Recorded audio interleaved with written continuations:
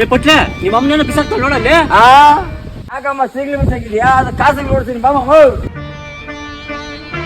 ಬಾಮ ಮಗನು ಕಾಸು ಕೊಡಿಸ್ತೀನಿ ಅಂತ ನಿಜಾನ ಸುಳ್ಳ ಇದು? ನಮ್ಮ ತಾಯಣ್ಣ ರೇಷ್ಮೆ ಸೀರೆ ಹಳೆ ಸೀರೆಗೆ ಕಾಸು ಕೊಡ್ತಾರೆ. ನಂಗೆ ಗೊತ್ತಿಲ್ಲ, ನಂಗೆ ಕೊಡ್ಸಪ್ಪ. ಬಾಮಮ್ಮ ಹೊಸೂರ ಕೊಡ್ತಾರ ಬಾ. ಹಳೆ ರೇಷ್ಮೆ ಸೀರೆಗಳು ಎತ್ಕೊಂಡು ನಾನು ನಮ್ಮ ಪಟ್ಲಿ ಬಂದಿದ್ದೆ ನಮ್ಮ ಭರತ್ ಹತ್ರ ಹೊಸೂರ್ಕ.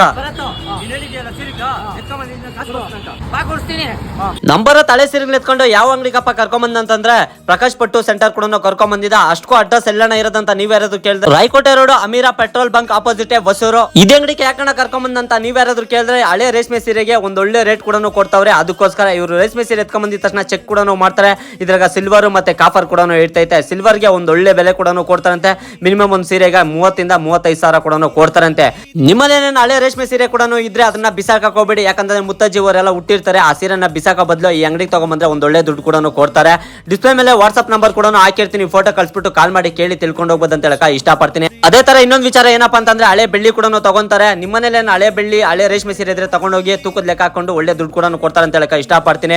ನಾವು ಇವತ್ತೆಲ್ಲ ರೇಷ್ಮೆ ಸೀರೆಗಳೆಲ್ಲ ಹಾಕಿದಕ್ಕೆ ನಮ್ಗೆ ಎಷ್ಟಪ್ಪ ಬಂತಂದ್ರೆ ಕರೆಕ್ಟಾಗಿ 39,250 ರೂಪಾಯಿ ಕೂಡ ಬಂದಿತ್ತು. ತುಂಬಾ ಥ್ಯಾಂಕ್ಸ್ ಹೇಳಕ್ ಇಷ್ಟಪಡ್ತೀನಿ. ಭರತ್ಗೆ ದೇವ್ರ ಕರ್ಕೊಂಡ್ ಬಂದ ಪ್ರಕಾಶ್ ಪಟ್ಟು ಸೆಂಟರ್ಗೆ. ಈ ಅಡ್ರೆಸ್ ಹೇಳ್ತೀನಿ, Rayakottai road Ameera petrol bunk opposite Hosur. Display ಮೇಲೆ ವಾಟ್ಸ್ಆಪ್ ನಂಬರ್ ಹಾಕಿದ್ದೀನಿ, ಕಾಲ್ ಮಾಡಿ ಅಥವಾ ಮೆಸೇಜ್ ಮಾಡಿ. ಇವತ್ತಿನ ಕತೆ ಇಷ್ಟು ನಾಳೆ ಸಿಗ್ತೀನಿ.